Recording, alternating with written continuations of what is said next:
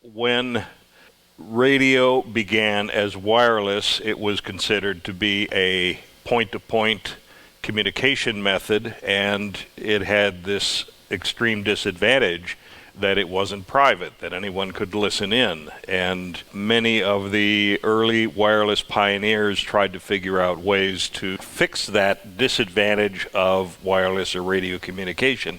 But there were some early pioneers who recognized it not as a disadvantage but an advantage, that radio could be a point-to-many-point method of communication that would allow for dissemination of news, information, entertainment. These are just a few of the many early radio pioneers prior to broadcasting's inception who had that vision and who in their own way contributed to the introduction of radio broadcasting as a communication medium. One of the first certainly was Reginald Fessenden, Professor Reginald Fessenden, a Canadian, who developed a high-speed alternator that he could use to generate and transmit the voice and broadcast music from Brant Rock, Massachusetts as early as 1906. There are some questions as to whether or not his famous Christmas Eve broadcast actually happened, but without a doubt he was the first person to do important work in the transmission of the human voice at a time when all other transmitters were just spark transmitters. In California, probably the person to actively broadcast entertainment, even though it was to a limited audience, was Charles Herrold in San Jose, California. He started broadcasting a weekly program in 1912 and was broadcasting music. They were taking requests and running contests, borrowing records from the local local phonograph shop and promoting the new recordings on the air. And the listeners were pretty much all ham radio operators, but he did broadcast a daily program every day to the Pacific Exposition in San Francisco in 1916. He broadcast, as I said, weekly until 1917, when all radio operations were forced to shut down during World War I. After the war, he returned to the air in 1920. The call sign changed to KQW in 1921, and the descendant of that station is now KCBS in San Francisco. So he was certainly one of the foremost visionaries to foresee broadcasting as a means of entertainment.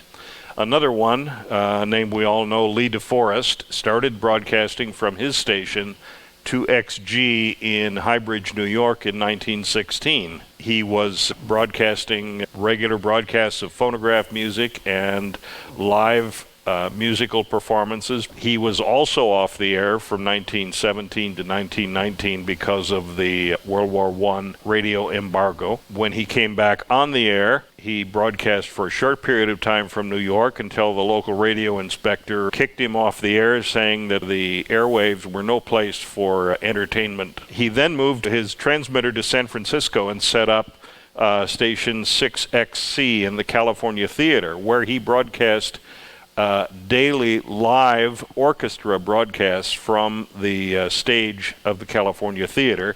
He broadcast for something over 1,600 daily broadcasts in 1919 and 1920 before he turned the station over to a company that moved it across the bay to Oakland, California. It became station KZY, and that operated just until the end of 1922. So that operation in California, which lasted just a little over a year, very significant because it was daily broadcasts of live music that preceded KDKA and other stations by almost 2 years. Another early broadcaster was 1XE, Tufts University in Massachusetts. Began regular broadcasting in October of 1919. The call sign was changed to WGI in 1921, and that station continued operating until finances forced its closure in 1925. Another 1919 early broadcaster was Vincent Kraft. He operated a radio station in Seattle. It started as an amateur station, then became an experimental station 7XC, and finally in 1922 was relicensed as KJR, which continues to operate to this day. And of course, we all know the story of Frank Conrad and KDKA, and that will be discussed in much more detail in tomorrow's presentation, so I'm not going to touch on it much. But Frank Conrad was broadcasting weekly phonograph programs over his station from his home in Pittsburgh in 1919. His employers at Westinghouse took note, and they created their own station, KDKA, and that went on the air November 2nd, 1920 for the famous Harding-Cox election return broadcast. And of course, they continue to be an important station to this day. KDKA, it doesn't really matter, I guess, whether it was the first station or whether any station was first, because there were so many early broadcasters, but certainly it was the most important of the pioneer radio stations. Another important station at that time was the Detroit news station, AMK. It opened in August of 1920. It was operating with an amateur license, but it was truly a broadcasting station, doing 6 days a week of news, music, and lectures from the offices of the Detroit News newspaper. And the call sign changed to WWJ in 1922, and that's another station that continues to operate today. So after Westinghouse opened KDKA and had success with that first operation, so after KDKA, Westinghouse opened 3 more radio stations, WBZ in Springfield, Massachusetts, which actually was the first station to receive legitimate license for radio broadcasting, a new class of license that was created. Also WJZ in Newark, and KDKA, which, as was mentioned in the previous presentation, began broadcasting in Chicago in November of 1921. An interesting early station that was on the air for just one day was WJY in Hoboken, New Jersey. It was set up by Major Andrew White, who was the editor of the Wireless Age magazine, and the purpose of it was to broadcast the Dempsey-Carpentier fight. It's a real interesting story. I think the story of WJY has been published in some of the AWA's publications. It operated for only one day to broadcast, but receivers were set up in theaters around the East Coast where people could buy tickets to listen to the broadcast of the fight. And so that one broadcast was heard by about 350,000 boxing fans. Major White was a consultant for RCA, who at that time was just interested in point-to-point broadcasting. But the success of this operation helped David Sarnoff convince the other management of RCA that broadcasting had a future, and so they decided to, from this experience, open a regular broadcasting station. And so they moved the WJY transmitter to Roselle Park, New Jersey, and in December of 1921, 2XR went on the air. It soon had a call letter change and became WDY. And in 1922, RCA acquired station WJZ in Newark from Westinghouse Corporation and moved that station to New York City, and at that moment no longer needed WDY, so that station was shut down. But that was an important early station because it was the first venture by RCA into radio broadcasting. So those were the pioneers of radio broadcasting before the radio boom of 1922, and it really was a boom. If those of us who lived through the overnight explosion of the internet can identify with it, because that's the only thing that we've seen in our lifetime that went from nothing to everything overnight and really has changed the world. And this all took place during the year 1922, when broadcasting suddenly became an overnight sensation around the country. The number of radio stations in January of that year was 30. By December was 556.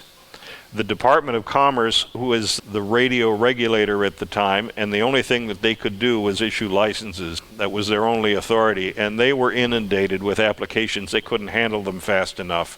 And there are stories of the radio stores that were selling parts, because at that time mostly you built your radio receiver, you didn't buy a finished radio. And there were lines 3 or 4 deep at the counter of people trying to buy parts that weren't available because they couldn't make them fast enough.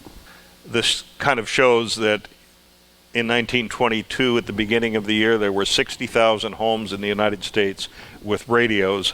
By the end of the following year, it was 1 million.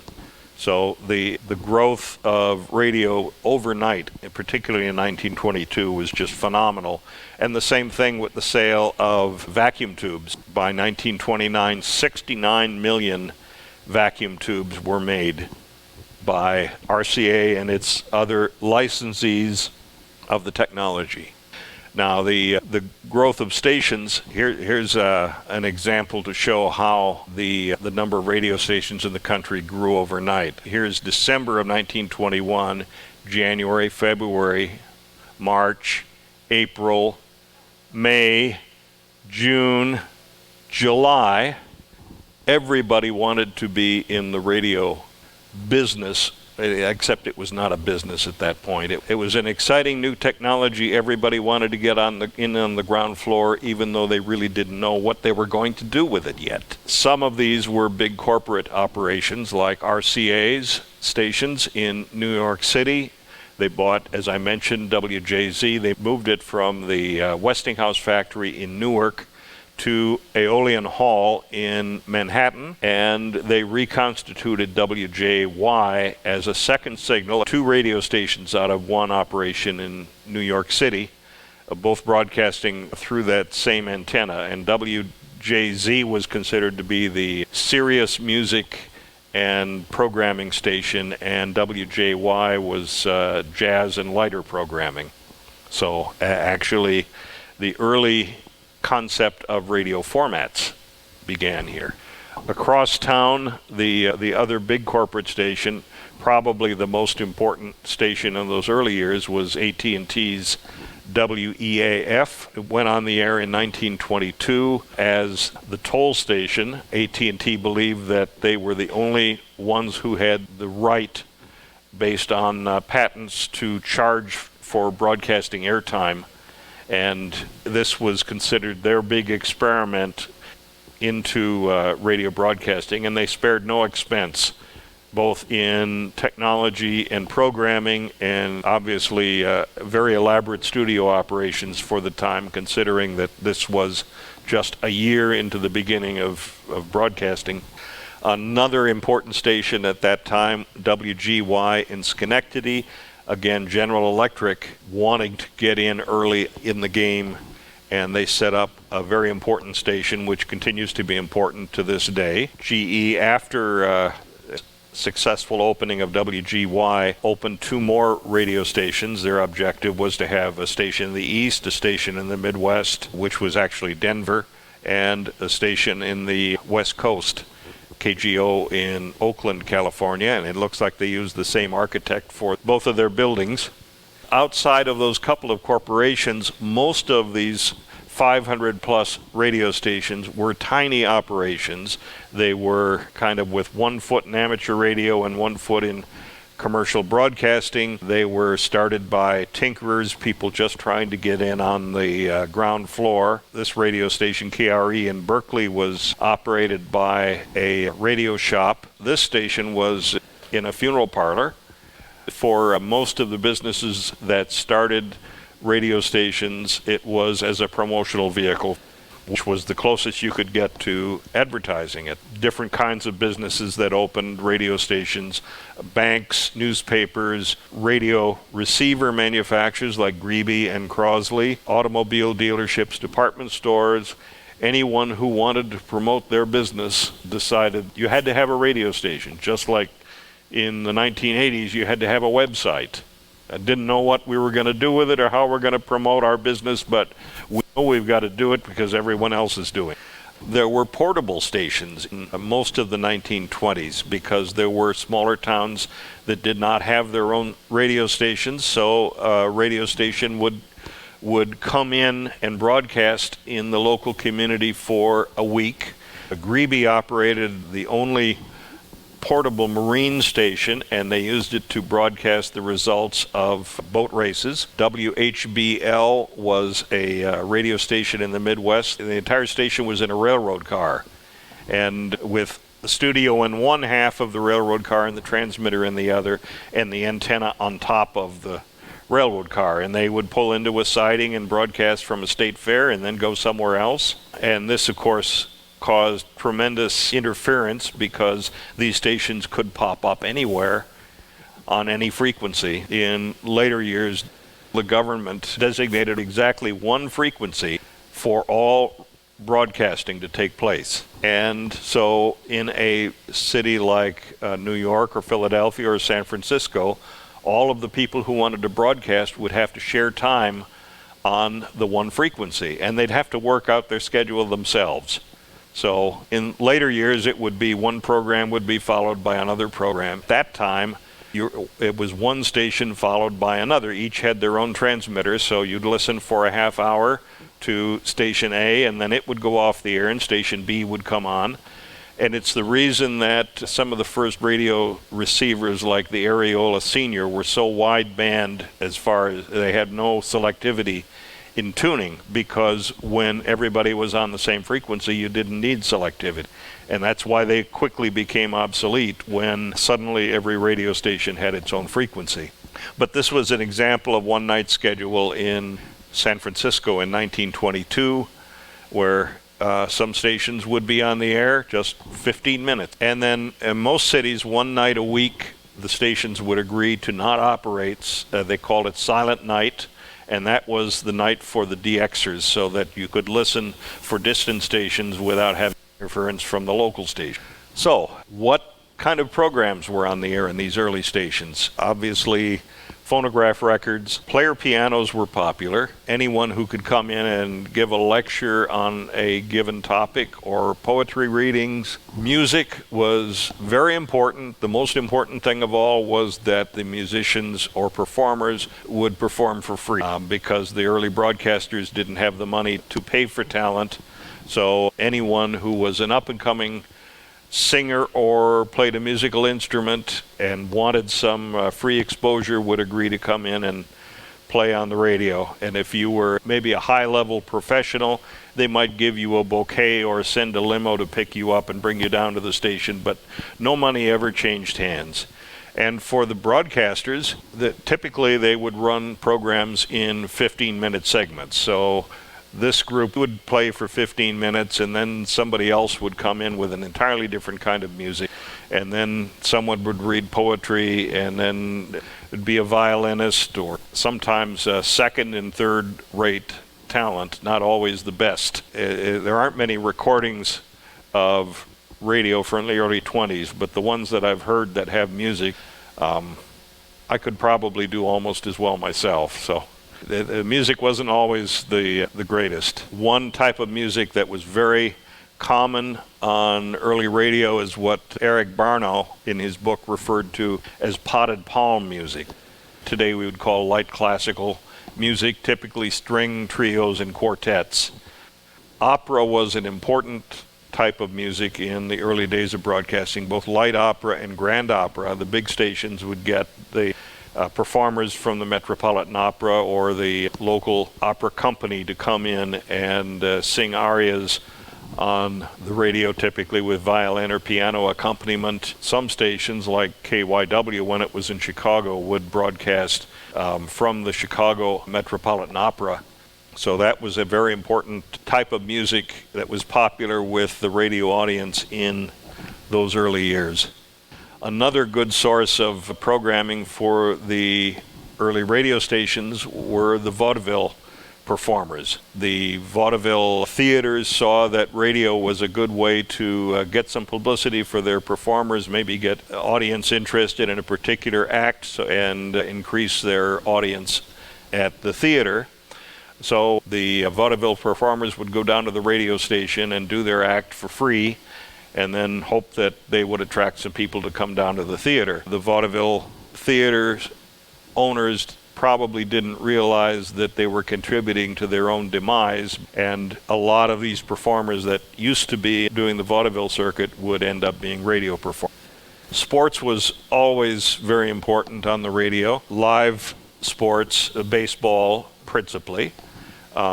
Also some football and horse races. Typically, if the game was local, it was broadcast locally over phone lines that went back to the radio studio. If it was an away game, it was too expensive, so the game would be sent back by Morse code to the studio, and the game would be recreated with sound effects. Baseball recreations were a very important source of radio broadcasting sports, actually well up into the 1950s. Remote broadcasts of special events were popular. A lot of radio stations were located in hotels. There were two benefits. At that time, it was considered high prestige for a hotel to have a radio antenna on its roof, but also a wire could be run down to the ballroom where the radio station would pick up the orchestra that performed nightly in the hotel ballroom. So that was a convenient source of musical programming, but also there were remote amplifiers. I wouldn't call them portable, but they would go out and do remote broadcasts from different locations, generally always sent back over phone lines. Renting phone lines were expensive at that time, and a lot of radio stations couldn't afford it, so they would figure out other ways to get a wire run from the studio to the location of the remote broadcast. There was a station in Portland, Oregon, where the owner figured out that he could drop a tennis ball attached to a wire into the sewer system and would fish the tennis ball out of the sewer about 5 blocks away and run it into the building, and that was his remote wire broadcast. So there were a lot of ingenious methods. A lot of the bigger radio stations had their own orchestras. Here's several examples, but they would get the local musicians in the community, and these were actually paid musicians who would come in and assemble for weekly or regular broadcasts over the local radio stations. Politics was very important on the radio, as always. Senator La Follette was one of the first and gave several high-profile speeches over the radio. Governor Al Smith in New York State campaigned over the radio more than a decade before FDR in his famous fireside chats. NBC and CBS were both involved in broadcasting the early political party convention. Children on the radio were always a big attraction, both in the one direction of programs aimed at children, bedtime stories. Big Brother Bob Emery in Boston was someone who made a career out of broadcasting programs to children, but also in reverse, children entertainers entertaining for adults. It was always cute to hear a young boy or young girl singing or telling stories. There were some oddball programs as well, if you can imagine art lessons over the radio. There were a couple of stations that were doing this. I've never heard a recording of this, so I have no idea how it would work. But I have found both of these photographs. Weddings. I've seen at least half a dozen instances of broadcasts of weddings. Any novelty, the first to do something, the first to go up in a balloon and broadcast from a balloon, or the first broadcast from a submarine. WGY broadcast with a new highly sensitive microphone made a big deal about broadcasting the sound of a kiss, of a man and woman kissing. There was the good and the bad and the ugly, I guess. We now look back differently on these times, but blackface programs were popular in vaudeville at the time, and there were several of these programs on the radio that were spillovers from vaudeville, famous being Amos and Andy, which started in Chicago in 1926. In the 20s, government did not allow or appreciate advertising on the radio. So in the beginning, there was really no way to fund radio broadcasting. companies that broadcast did it as a goodwill gesture or to promote their own brand. By the mid to late 20s, we started seeing institutional sponsorship where you would not hear a commercial, but Everready would sponsor the Everready Hour, or Harry Reeser's band became the Clico Club Eskimos and were promoting Clico Club Ginger Ale. So name brand ties to the programs were about the only form of advertising that we had into the late 1920s. So that was early programming, but what was technology like at that time? The corporate stations, of course, had the best equipment. They had access to all the patents. The RCA Radio Group, General Electric, Westinghouse, AT&T, they had all of the patents for the latest radio transmitting circuitry and, of course, could freely make the best equipment. They had the budgets to do it. A lot of early stations, most of them built their own transmitters. Some, like this one, were beautifully made, others not so much. This was an example of a 50-watt transmitter that was operated for about a year at a small station, KZC in Seattle. The story of this station is after they went off the air, the building was remodeled, and the transmitter was walled up behind a plaster wall and wasn't discovered until the 1970s when they remodeled the building again and found this transmitter inside the wall with some other pieces of the early station. And this early radio transmitter is now at the Science and History Museum in Seattle. This was the first factory-made broadcasting transmitter made by Western Electric in 1921, a 500-watt transmitter, the Model 1A. It was a self-excited oscillator with Heising modulation. So it basically was a high-power, free-running oscillator with a modulation in the power supply. They sold these transmitters as part of a kit for a complete broadcasting station. So you would get not just the transmitter and its power control panel, you'd get some very basic studio equipment and some suggestions of how you might assemble this. So this was the transmitter of choice for about 35 of the country's most affluent broadcasters. They show up in a lot of photographs of the transmitter rooms. These three companies, Western Electric, RCA, General Electric, Westinghouse, four companies, were really the motivators that developed most all of the technology for early broadcasting that turned radio from a low-power experimental technology to the high-power, stable, well-performing technology. Some of the technologies that they developed, higher-powered RF tubes, rectifier tubes, as I mentioned, crystal frequency control. The early stations were approximately on their frequency, but were continually drifting, so AM heterodynes were continuous on the radio.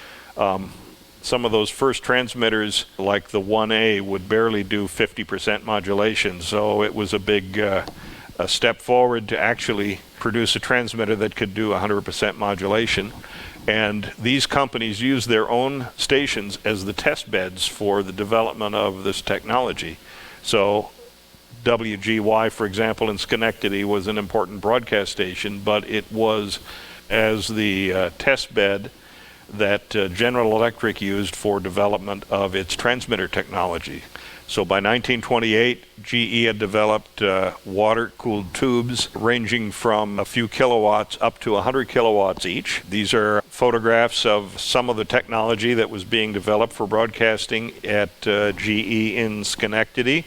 This is the prototype of a 100 kilowatt transmitter. WGY did operate for a while experimentally at 100 kilowatts starting in the mid to late 1920s. This was their first crystal controlled transmitter unit. That meant changing the infrastructure of a transmitter. Instead of being a free running oscillator, now we had the master oscillator power amplifier architecture. Here is the development of the first mercury vapor rectifier tube. So starting in 1925, we started to see the first 50 kilowatt AM radio stations in the country. WGY in Schenectady, RCA's station in New Jersey, WJZ. RCA by that time had acquired WEAF from AT&T, and they also put it at 50 kilowatts with a whole chain of water-cooled tubes operating in parallel in order to make 50 kilowatts of power. This whole transmitter quickly became obsolete as higher power vacuum tubes became available, and you could do all of this power with just one or two tubes. Western Electric also was active in the transmitter development. Their first 50 kilowatt transmitter went into WLW in Cincinnati. And then Western Electric introduced these other transmitter models in 1928. This 1 kilowatt transmitter, the 6B, was extremely popular and used by stations all over the country well into the late 40s and early 50s. AT&T decided that they had the rights to the circuits that were used in transmitters, modulation circuits, frequency control circuits. They also claimed the patent rights to advertising on the radio, that they were the only ones who could advertise. And they offered to license their technology to radio broadcasters who built their own transmitters. If you built your transmitter, you used our circuits, you need to pay us a royalty for that. And part of that royalty, in addition to the fee, is that you will sign an agreement that says you will never allow advertising on your radio station. This, of course, was not a concept that that broadcasters accepted. They, for the most part, ignored AT&T's requests for commercial royalty payments for the rights to broadcast. AT&T decided to make a test case. They sued WHN in New York in 1924.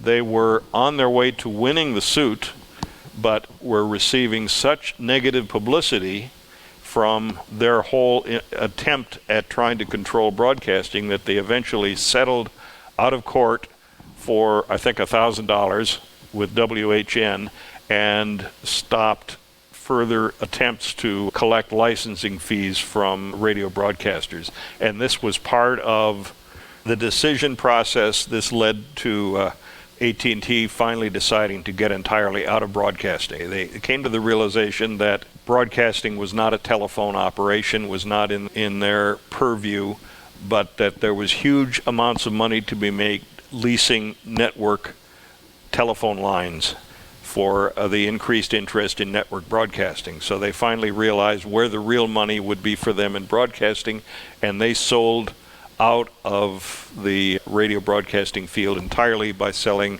WEAF and their beginning network operation to RCA in 1926 for $1 million.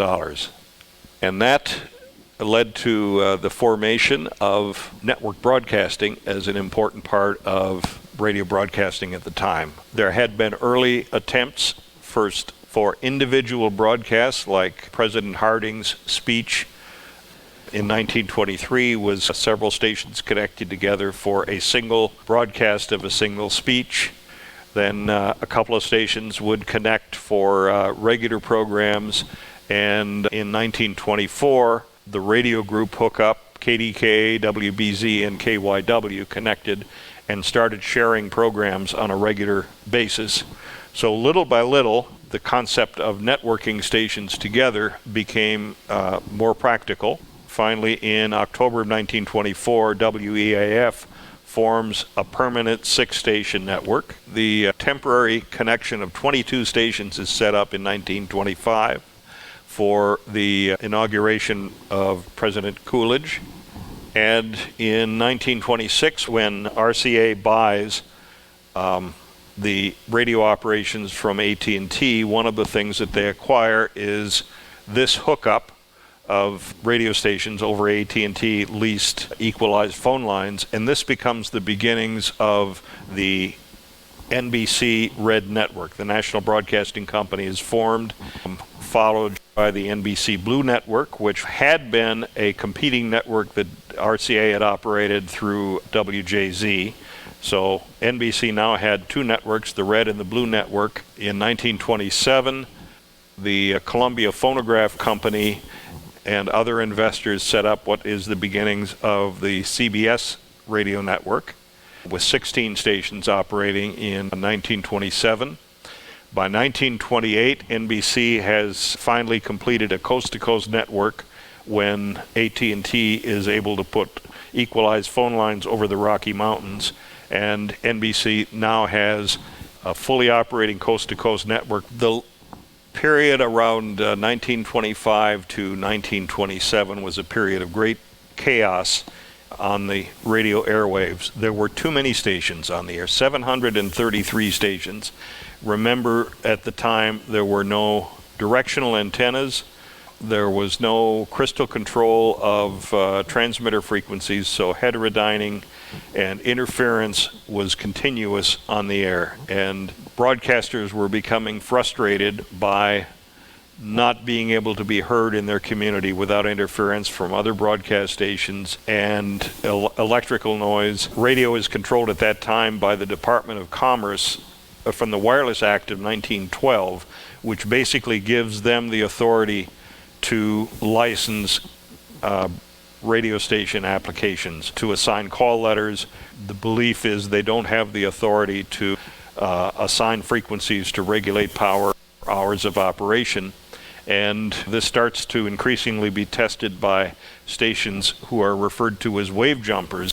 They get tired of operating on their frequency and sharing time with another station and dealing with interference, so they decide on their own to move to another frequency and operate with more power, and that just increases the interference and the chaos on the air. Listeners are complaining radios aren't being sold because in a lot of parts of the United States, radio is almost unusable. We're also seeing the abuse of broadcast programming by frauds and fortune tellers. Norman Baker in Muscatine, Iowa, claimed to, on his broadcast, have a cure for cancer and was using his station to encourage people to come to his cancer institute. The famous John Brinkley, who advertised his goat gland operations for sexual rejuvenation for men from his station in Milford, Kansas. So we're seeing not only a lack of control of the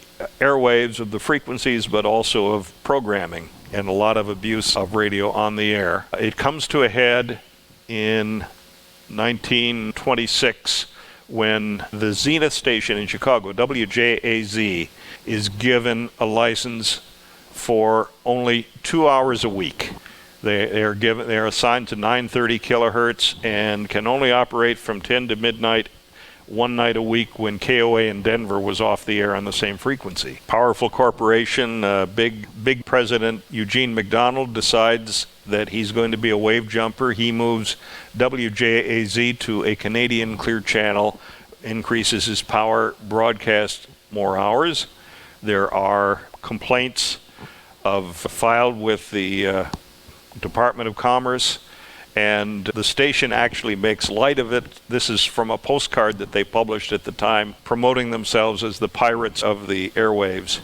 So Herbert Hoover, who before being president is the director of the Department of Commerce, and it was considered the radio czar of the time, takes WJAZ to court, and he loses. The court decision invalidates the Wireless Act of 1912, and then all hell breaks loose because now there is no regulation. Stations are free to move anywhere and do anything they want, and the government is powerless to stop them. There's been pressure for years to get better regulation of the radio spectrum, and that finally forces Congress to act. They create the Radio Act of 1927, and that creates the Federal Radio Commission. So the Federal Radio Commission was a new commission formed in March of 1927. 5 commissioners. They are given almost no budget, but they're given the authority to regulate and put order to the radio spectrum, particularly to radio broadcasting, but also they are responsible for amateur radio, commercial, wireless, and all forms of radio communication. One of their first jobs they're tasked with is eliminating 150 radio stations and reducing the count to reduce the interference. And they have to look at all of the broadcasters in the country and decide which ones are valuable and which ones can go away. So, as I said, they have much authority. All broadcasters now are given 3-month license renewals. Every 3 months they have to apply for a renewal of license. And that may or may not be allowed. They may be sent to a new frequency. They may be given new power or a frequency sharing, a time sharing assignment. In April 1927, there's finally, to reduce heterodynes, stations are required to maintain their frequency within plus or minus 500 hertz of their assigned channel. That makes a lot of transmitters obsolete. Some broadcasters don't have the money to buy new transmitters to upgrade their technology, and so some go away just because of that order. But in May of 1928, they've finally gone through all of the broadcasters in the country, and they've identified 164 stations whose licenses are either canceled or set for hearing, and the owner of the radio station will have to go to Washington, D.C. and appear before a law judge to argue his case. In August of 1928, a new band plan is put together identifying station frequencies, power levels, hours of operation. Stations are classified into local, regional, or national clear channel stations, and it basically is the beginning of the AM band plan that still exists in this country today, with just a few tweaks in the intervening years.